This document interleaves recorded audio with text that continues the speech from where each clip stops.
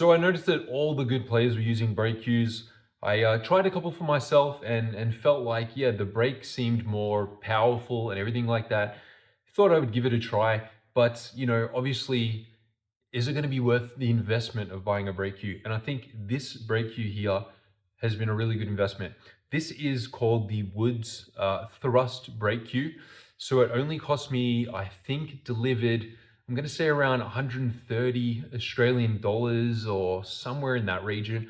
Probably took, I would guess, no more than 3 weeks to arrive. Now, I believe these are from China, not 100% sure, but I think they're from China. Woods cues have been around for a long time. I actually had a Woods cue probably no, actually, it'd be longer than that, maybe like 18 years ago, something like that. I know I had a Woods cue before I had my current playing cue, which I know I've had for 17 years, give or take. But yeah, just want to talk about the cue, the pros and cons. Basically, it's got a hard tip, which on my playing cue, I don't like to have a hard tip. You need more finesse, more control, especially if you're playing, on a black ball table or these faster tables. At the higher level, you're not banging in shots, you're playing your natural angles, that type of thing. So you want something with more feel, more finesse. So, I prefer to go for a softer tip, and I just changed my tip yesterday. I have had a hiatus, but I changed it for the first time in like 15 years. Seriously, I had a Phoenix medium tip on for like 15 years, just chucked on. I believe it's a Blue Diamond or it could be an Elkmaster, but it actually feels really good. Anyway, that's another point. Yeah, with the brake cue, if you go to a tournament, you are not going to be wanting to, potentially smash up your tip, or if you like a little bit of a softer tip, all that breaking, in a tournament, you may play like 100 frames, you might break 50 times. That's going to put some wear and tear on the tip. So, you're not going to damage your tip if you are using a brake cue, because you can use a harder tip, whether it's a leather or a phenolic tip. It also gives the cue ball a little bit more acceleration with that harder tip. And also you can opt for a bigger tip size. Now this cue here is 60 inches. My playing cue is also 60 inches. I'm around about 6'4", so I always preferred a longer cue. It is a simple ebony butt, so it doesn't have any splices. You can see there's just a plain ebony butt, and it's got one of these vacuum joints here. So if we undo that, it actually feels quite good, quite smooth to undo. So there is the joint there and there. It's quite, it feels good, nothing wrong with it. The only thing I would say that you could complain about, or something that isn't perfect about this cue, is that the grain. I mean, like, if you're paying 150 bucks for a cue, you're not going to expect the finest arrows on your ash shaft, which these arrows, I could probably see. We've got the flat there. If you look up see there, we've got an arrow pointing a little bit off to the side there, whereas we've got the flat right there still. So the arrows are definitely a little bit off to the side, which is, somewhat off-putting, but I've been able to, because I usually hold my flat up in the air, but I've been able to just hold it to the side.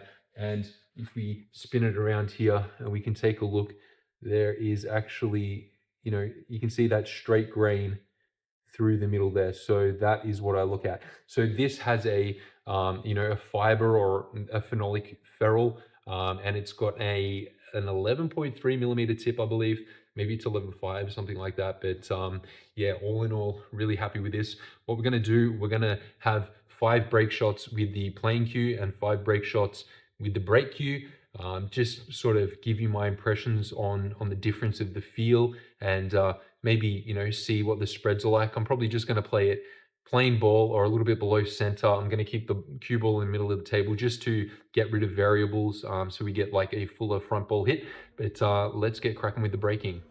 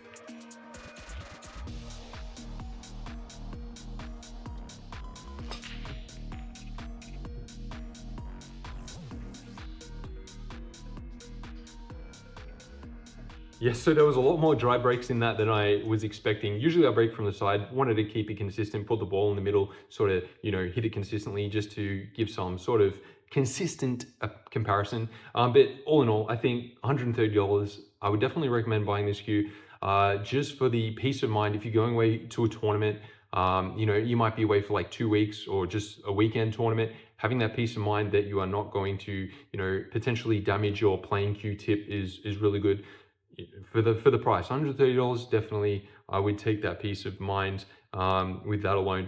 Also, it just it gives you a little bit more power. Maybe it's just the sound of it coming off the harder tip that gives the impression that it has more power. But my playing cue is kind of whippy. It's about 19 ounces but 60 inches, so it's like kind of on the light side for that length.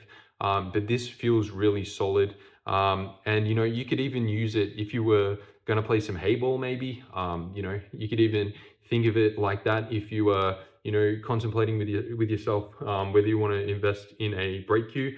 But yeah, all in all, got to give it a thumbs up. Woods Cues, not affiliated with them at all. I'll put a link down in the description. And if you like this content, drop a comment and a like, and I'll catch you in the next video.